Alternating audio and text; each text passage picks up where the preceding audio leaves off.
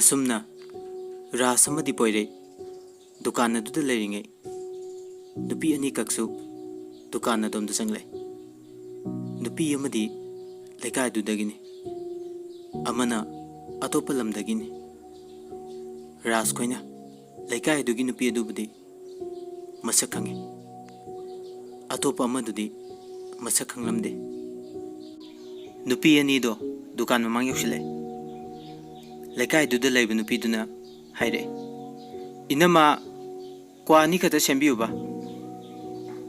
सोमदना अतोप नुपी अदु उबदा रास महाकी थमोइदा खंगौदना नुसीबगी इहुल अमा फाउकी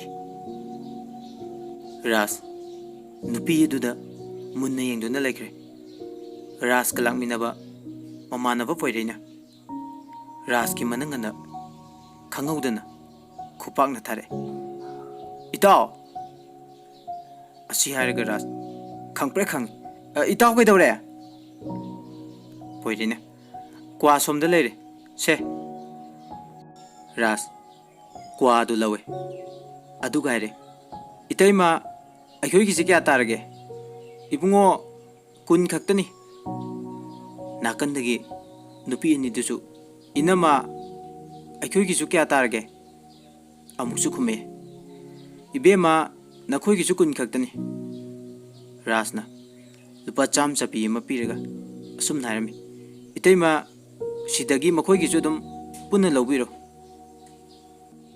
नुपी अदुना खुमे यानी दुम अखोई दुम पीरगेदा रासना इचे ngasigijuदी अखोई दुम पिजरगे नुपीदुना मुसु खुमे नखोइबु ममांग खुन्ना सिदगी नत्रो रासना खुमे अमुका मानी इचे आइदी नमिंगसु अमदा खंगदेने पोइरेना मु पाउ खुमबिरे इचे आइगिना पोइरे अदुगा अखोई इताउगिना रास कवे ओ हौजिक्ति मिंगसु खंगलबनिना मतुंग थेंगनबदा कौनसिको होय इचे नुपीदुना हाइरे रास अदुदी इचे खोय मुक चलुखिगे होय इचे अखोय सुम लेहोरे असुमना नुपी अनिदु चतख्रबा मतुंगदा पोइरेने रास ताय इताव नंग नुपी सुबदा ngawo malida itaw nupi se urubada aigi thamoida nuksiba phawbo kum tawi poireina mu hai itaw na bu nusiradi hekta harga lore rasna kume itaw ai nupi amata ga nuksinaba thamnaroida itaw nang sanagi wakal do kauthoko मधुना नंगबु सुम वाहन्दुना लेरे रासना पाखुमबिरे फरेसे इताव चलसे होय इताव अदो हौजिकी नुपीदो इताव नंग सोयदन नुसिनको असुमना हाइनदुना मखोइनिसु मयुमदा हनख्रा मथंगी नुमिनी रास अमदी पोइरे मखोइगी लंबाक्ता अंगांगसिंगना सानबा येंगदुना फमले पोइरेने रास ताइरे इताव ngarang nupido yam phaje nang maga nusinaro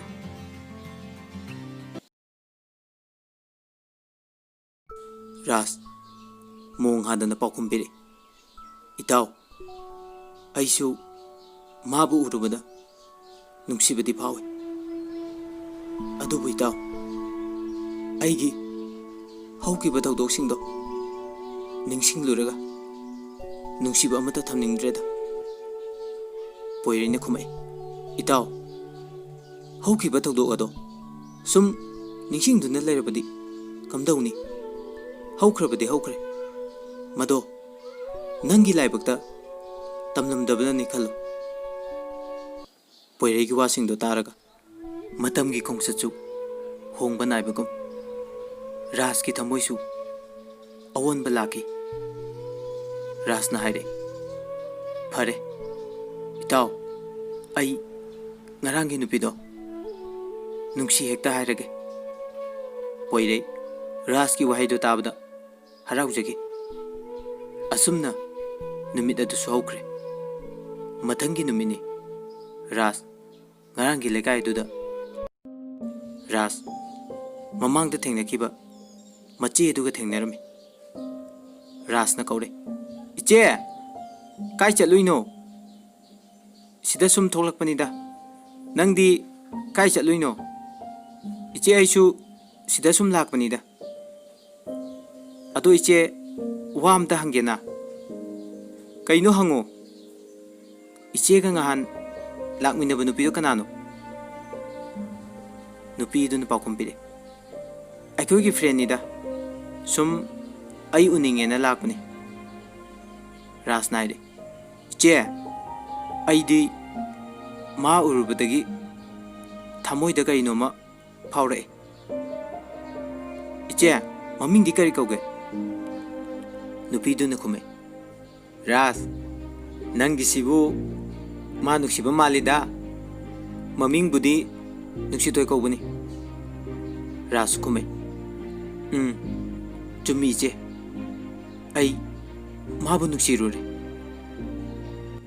nupi du na khume ras ma di ngasi ayuk mayum da chatkre ado nangna wari chanage haradi phone number di lay piro uro ras yam harawe asumna hairami iche yargadi amta pibiu ba nupi du na phone number ras ta pide aduga asumna hairami aina pirakpani adi mangonda di hairunu hoi iche adudi ay amuk chalu khi iche matung amuk thengnabada wari sarase asi hairmage ras mayumda halami poirei ras hoida chalame itaw kaidawrige poirine pakumbire kaisu tawdi itaw chango ras poirei ki kada changchil poirei naire itaw nang ngasidi yam nungai malida hoi itaw nahan gi nupi du gi phone number nahan gi iche amado aduduna pire mamingna nuksitoy kawe hai poirene adudi tawrodana kari hairakpano tarase tawge ras phone lauthoga number du da phone tawi nuksitoy phone paikhele hello kanano ras na haire nahan nang namanami khoida lakpada dukan amada thengna kibdo ningsing libra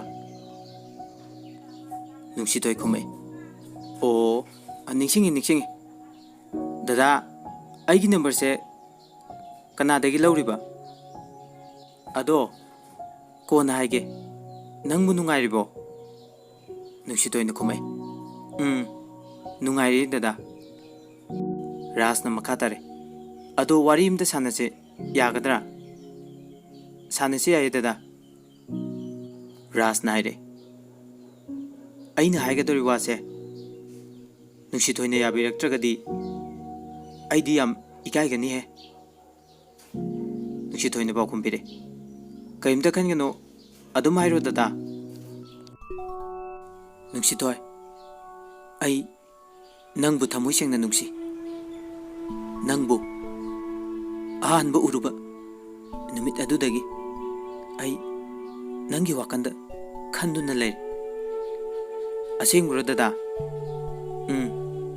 asengmani aina haise phagi nate nuksitoy nangi aningba atopa laikhrabra nuksitoy pa kumpire ai gidi kana su laiteda dada gidum laibra rasna pa kumpi lairame adubu hojikti laitre nuksitoy naire karino lairami hojikti laitre hairisibo ras naire toklasi sigi warise yam sangi ꯑꯗꯣ ꯅꯪꯒꯤ ꯄꯥꯎꯈꯨꯝ ꯄꯤꯔꯔꯣꯏꯗ꯭ꯔꯣ? ꯗꯗꯥ, ꯍꯣꯏ, ꯑꯩ ꯅꯪꯅ ꯍꯥꯏꯔꯤꯗꯣ ꯌꯥꯔꯒꯦ. ꯑꯗꯨꯕꯨ ꯑꯩꯕꯨ ꯃꯇꯝ ꯂꯦꯟꯕꯒꯤ ꯑꯣꯏꯔꯕꯗꯤ ꯑꯩ ꯄꯥꯝꯗꯦ. ꯅꯨꯡꯁꯤꯊꯣꯏ, ꯑꯩ ꯅꯪꯕꯨ ꯃꯇꯝ ꯂꯦꯟꯒꯦ ꯍꯥꯏꯅ ꯅꯨꯡꯁꯤꯕ ꯅꯠꯇꯦ. ꯅꯪꯕꯨ ꯊꯃꯣꯏ ꯁꯦꯡꯅ ꯅꯨꯡꯁꯤ. ꯔꯥꯖꯀꯤ ꯋꯥꯍꯩ ꯑꯗꯨ ꯇꯥꯕꯗ ꯅꯨꯡꯁꯤꯊꯣꯏꯁꯨ ꯍꯔꯥꯎꯖꯈꯤ. ꯑꯁꯨꯝꯅ ꯃꯈꯣꯏ ꯑꯅꯤ ꯅꯨꯃꯤꯠ ꯑꯁꯤꯗꯒꯤ ꯍꯧꯔꯒ ꯅꯨꯡꯁꯤꯅꯔꯝꯃꯤ. ꯃꯇꯝ ꯈꯔ ꯍꯧꯈ꯭ꯔꯦ. ꯅꯣꯡꯃ ꯔꯥꯖꯅ ꯅꯨꯡꯁꯤꯊꯣꯏꯗ ꯐꯣꯟ ꯇꯧꯏ. ꯍꯜꯂꯣ, ꯅꯨꯡꯁꯤꯊꯣꯏ, ꯑꯩ ꯅꯪꯒ ꯑꯝꯇꯪ ꯎꯅꯕ ꯄꯥꯝꯃꯤ. ꯍꯣꯏ, ꯎꯅꯁꯤ ꯌꯥꯏꯌꯦ. ꯑꯗꯨꯗꯤ ꯀꯩꯗꯧꯉꯩ ꯊꯦꯡꯅꯁꯤꯒꯦ? ꯅꯨꯡꯁꯤꯊꯣꯏꯅ ꯄꯥꯎꯈꯨꯝ ꯄꯤꯔꯛꯏ.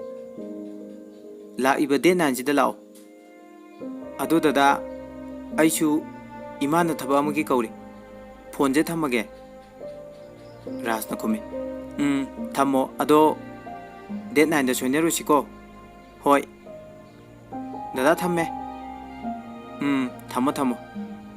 ꯑꯁꯨꯝꯅ ꯃꯄꯥꯅꯤ ꯐꯣꯟ ꯊꯝꯅꯈ꯭ꯔꯦ. ꯔꯥꯖ ꯌꯥꯝ ꯍꯔꯥꯎꯖꯈꯤ. ꯅꯨꯡꯁꯤꯊꯣꯏ ꯎꯅꯁꯦ ꯍꯥꯏꯕ ꯌꯥꯔꯛꯄꯗꯨꯗ. ꯍꯥꯏꯅꯈꯤꯕ ꯅꯨꯃꯤꯠ ꯌꯧꯔꯛꯂꯦ. ꯔꯥꯖ ꯑꯃꯗꯤ ꯄꯣꯏꯔꯩ ꯅꯨꯡꯁꯤꯊꯣꯏ ꯎꯅꯕ ꯂꯥꯛꯏ. ꯃꯈꯣꯏ ꯅꯨꯡꯁꯤꯊꯣꯏ ꯍꯣꯏꯒꯤ ꯈꯨꯟ ꯌꯧꯔꯛꯑꯦ. ꯔꯥꯖꯅ ꯅꯨꯡꯁꯤꯊꯣꯏꯗ ꯐꯣꯟ ꯇꯧꯔꯒ ꯍꯥꯏ. ꯅꯨꯡꯁꯤꯊꯣꯏ, ꯑꯩ ꯂꯥꯛꯑꯦ, ꯊꯣꯛꯂꯛꯑꯣ. ꯅꯨꯡꯁꯤꯊꯣꯏꯁꯨ ꯈꯨꯝꯃꯛꯏ. ꯗꯗꯥ, ꯑꯗꯨꯗꯤ ꯉꯥꯏꯍꯥꯛꯇ ꯂꯩꯔꯝꯃꯣ, ꯑꯩ ꯊꯣꯛꯂꯛꯑꯒꯦ. ꯔꯥꯖ ꯑꯃꯗꯤ ꯄꯣꯏꯔꯩ ꯗꯨꯀꯥꯟ ꯑꯃꯗ ꯀ꯭ꯋꯥ ꯆꯥꯔꯒ ꯅꯨꯡꯁꯤꯊꯣꯏ ꯊꯣꯛꯂꯛꯄ ꯉꯥꯏꯈꯤ. ꯉꯥꯏꯍꯥꯛꯀꯤ ꯃꯇꯨꯡ ꯅꯨꯡꯁꯤꯊꯣꯏ ꯊꯣꯛꯂꯛꯑꯦ. ꯔꯥꯖꯀ ꯋꯥꯔꯤ ꯀꯌꯥ ꯑꯃ ꯁꯥꯟꯅꯔꯝꯃꯤ. ꯅꯨꯡꯁꯤꯊꯣꯏꯅ ꯍꯥꯏꯔꯛꯏ. ꯗꯗꯥ, ꯃꯇꯝꯁꯦ ꯊꯦꯡꯉꯦ. ꯗꯗꯥ ꯈꯣꯏ ꯍꯟꯕ ꯊꯦꯡꯂꯅꯤ. ꯔꯥꯖꯁꯨ ꯈꯨꯝꯃꯤ. ꯍꯣꯏ, ꯑꯗꯨꯗꯤ ꯑꯩꯈꯣꯏ ꯑꯃꯨꯛ ꯆꯠꯂꯒꯦ. ꯑꯁꯨꯝꯅ ꯅꯨꯃꯤꯠ ꯑꯗꯣ ꯔꯥꯖ ꯌꯥꯝ ꯍꯔꯥꯎꯅ ꯍꯜꯂꯛꯈꯤ. ꯔꯥꯖꯅ ꯌꯨꯝ ꯌꯧꯗ꯭ꯔꯤꯉꯩ ꯅꯨꯡꯁꯤꯊꯣꯏꯅ ꯐꯣꯟ ꯇꯧꯔꯛꯏ. ꯗꯗꯥ, ꯌꯨꯝ ꯌꯧꯔꯕꯣ? ꯔꯥꯖꯅ ꯈꯨꯝꯃꯤ. ꯌꯧꯗꯣꯔꯦ. ꯅꯨꯡꯁꯤꯊꯣꯏ, ꯑꯩ ꯌꯨꯝ ꯆꯪꯉꯒ ꯐꯤꯔꯣꯟ ꯍꯣꯡꯉꯒ ꯑꯃꯨꯛ ꯇꯧꯔꯛꯀꯦ. ꯔꯥꯖ ꯐꯤ ꯍꯣꯡꯂꯕ ꯃꯇꯨꯡ ꯅꯨꯡꯁꯤꯊꯣꯏꯗ ꯐꯣꯟ ꯇꯧꯔꯝꯃꯤ. ꯔꯥꯖꯅ ꯍꯥꯏꯕ ꯈꯨꯗꯤꯡꯃꯛ ꯅꯨꯡꯁꯤꯊꯣꯏ ꯍꯔꯥꯎ ꯍꯔꯥꯎ ꯌꯥꯔꯛꯈꯤ. ꯃꯁꯤꯒꯤ ꯃꯇꯨꯡ ꯃꯈꯣꯏ ꯑꯅꯤ ꯀꯣꯏꯕ ꯀꯌꯥ ꯆꯠꯃꯤꯟꯅꯈꯤ. ꯌꯥꯝꯅꯁꯨ ꯅꯨꯡꯉꯥꯏꯈꯤ. ꯃꯈꯣꯏ ꯑꯅꯤ ꯌꯥꯝ ꯇꯣꯏꯅꯁꯨ ꯎꯅꯔꯝꯃꯤ. ꯅꯨꯃꯤꯠ ꯈꯨꯗꯤꯡꯒꯤ ꯐꯣꯟꯗ ꯋꯥꯔꯤ ꯁꯥꯟꯅꯕꯁꯨ ꯂꯦꯞꯂꯝꯗꯦ. ꯑꯁꯨꯝꯅ ꯃꯇꯝ ꯀꯌꯥ ꯅꯨꯡꯁꯤꯔꯛꯂꯕ ꯃꯇꯨꯡ ꯅꯣꯡꯃ ꯔꯥꯖꯅ ꯐꯣꯟ ꯇꯧꯔꯛꯏ ꯅꯨꯡꯁꯤꯊꯣꯏꯗ. ꯅꯨꯡꯁꯤꯊꯣꯏꯅ ꯍꯥꯏꯔꯦ. ꯗꯗꯥ, ꯑꯩ ꯕꯕꯥꯒ ꯋꯥꯔꯤ ꯁꯥꯟꯅꯔꯤꯉꯩꯗ ꯗꯗꯥꯒꯤ ꯐꯣꯟ ꯄꯥꯏꯕ ꯅꯪꯍꯧꯗ꯭ꯔꯦ. ꯁꯥꯎꯅꯨꯀꯣ ꯗꯗꯥ. ꯔꯥꯖ ꯁꯥꯎꯔꯝꯅ ꯍꯥꯏ. ꯑꯩ ꯀꯩꯁꯨ ꯈꯟꯗꯦꯗ. ꯃꯈꯣꯏ ꯑꯅꯤ ꯉꯥꯏꯍꯥꯛ ꯋꯥꯔꯤ ꯁꯥꯟꯅꯔꯕ ꯃꯇꯨꯡ ꯔꯥꯖꯅ ꯍꯥꯏ. ꯍꯣꯏ, ꯑꯗꯨꯗꯤ ꯑꯩ ꯐꯣꯟ ꯊꯝꯃꯒꯦ. ꯑꯁꯨꯝꯅ ꯐꯣꯟ ꯑꯗꯨ ꯊꯝꯈ꯭ꯔꯦ. ꯔꯥꯖ ꯅꯨꯡꯁꯤꯊꯣꯏꯕꯨ ꯅꯨꯡꯁꯤꯕ ꯅꯣꯡꯃ ꯅꯣꯡꯃꯒꯤ ꯁꯨꯝ ꯍꯦꯟꯒꯠꯂꯛꯏ. ꯔꯥꯖꯅ ꯃꯥꯒꯤ ꯑꯍꯥꯟꯕ ꯅꯨꯡꯁꯤꯕꯗ ꯃꯥꯏꯊꯤꯈꯤꯕꯅ ꯃꯇꯝ ꯈꯨꯗꯤꯡꯃꯛꯇ ꯔꯥꯖ ꯋꯥꯗꯕꯗꯤ ꯉꯝꯗꯦ. ꯍꯟꯗꯛꯅ ꯑꯃꯨꯛ ꯀꯔꯤ ꯊꯣꯛꯂꯒꯗꯕ? ꯋꯥꯗꯨꯅꯇ ꯂꯥꯛꯂꯕ ꯔꯥꯖꯀꯤ ꯄꯨꯟꯁꯤ ꯉꯁꯤꯗꯤ ꯅꯨꯡꯁꯤꯊꯣꯏ ꯊꯦꯡꯅꯔꯨꯕꯗꯒꯤ ꯑꯋꯥꯕ ꯈꯔꯗꯤ ꯀꯣꯛꯆꯔꯕꯅꯤ. ꯑꯗꯨꯕꯨ ꯔꯥꯖ ꯁꯅꯥꯕꯨꯗꯤ ꯀꯥꯎꯕ ꯂꯩꯇꯦ. ꯄꯨꯟꯁꯤꯁꯤꯃꯒꯤꯁꯨ ꯀꯥꯎꯕꯗꯤ ꯉꯝꯅꯔꯣꯏ. ꯁꯅꯥꯒꯤ ꯃꯍꯨꯠ ꯅꯨꯡꯁꯤꯊꯣꯏꯅ ꯁꯤꯟꯗꯨꯅ ꯔꯥꯖꯀꯤ ꯑꯋꯥꯕ ꯈꯔꯗꯤ ꯀꯣꯛꯂꯦ. ꯔꯥꯖ ꯍꯧꯈꯤꯕ ꯊꯧꯗꯣꯛ ꯀꯌా ꯑꯃ ꯅꯤꯡꯁꯤꯡꯂꯛꯄꯗ ꯔꯥꯖꯅ ꯅꯨꯡꯁꯤꯊꯣꯏꯕꯨ ꯌꯥꯝ ꯈꯝꯕꯜꯂꯤ. ꯔꯥꯖꯅ ꯈꯝꯕꯟꯕꯗꯨꯗ ꯅꯨꯡꯁꯤꯊꯣꯏ ꯔꯥꯖꯇ ꯌꯥꯝ ꯁꯥꯎꯏ. ꯃꯈꯣꯏ ꯑꯅꯤ ꯇꯣꯏꯅꯁꯨ ꯁꯥꯎꯅꯩ. ꯑꯗꯨꯕꯨ ꯔꯥꯖꯅꯗꯤ नुक्सिथोइबु नुक्सिबनिना सोइखिद्रा हाइना पाखतजबनि नुक्सिथोइनदि मंगोंदा मरान सिरिबनि हाइदुना राजता साउरगा वहाई कया अमा हाइरे अदुबु राजनदि माबु सोइदेनबा हाइखिबा ngaktani नोंमसु राजना नुक्सिथोइदा असुमना हाइखि नुक्सिथोइ अइना नंगी मांगनबा ngasi फाउबदा करी हाइखिबा यावबगे अदुबु नंगसु नोंमदि सोइदना खंगलगनि अइना नंगोंदा ngasi nganglibase नंगबु मांगनबगिरा नत्रगना फनिंगबगे हाबदो नुक्सिथोइ खुमै अदुगी नते ददा मतम पुनमक्ता नंग नैबु थाजदे अइना इमानबगा वारी सारबसु अइगा नुक्सिनै हेक्ता हाय फोन वाइटिंग लेरबसु नंगी निपागा वारी सारिबराना हेक्ता हाय अदुदा आइसु साउनिंगदुना हायबनि राजना हाय नुक्सिथोइ अइना नंगी अपामबदा अयतपा पिरोय नंगी अपामबदो अदुम तौदा नुक्सिथोइ हंथुकसु खुमै अइगी अपामबा तौगे हायब नतिये ददा नंगना अइबु थाजदबदो अइ याम नुंगाइते असुमना वारी क्या सानरब मतुंगदा राज ममांगदा खुतीबा फंगेबना नुक्सिथोइना वाइटिंग लेबसे याम साउनिंगलमी नोंमसु नुमिदांग वाइरम अमा नुक्सिथोइदा फोन तौरमी अदुदसु वाइटिंग अदुम लेरमी असुमना नुक्सिथोइगी फोन तोइने वाइटिंग लेबा हौरकी राजना हाइरुरगना इमानबनी हेक्ता हाइरअमी राज मान हाइरिबदो थाजरमदे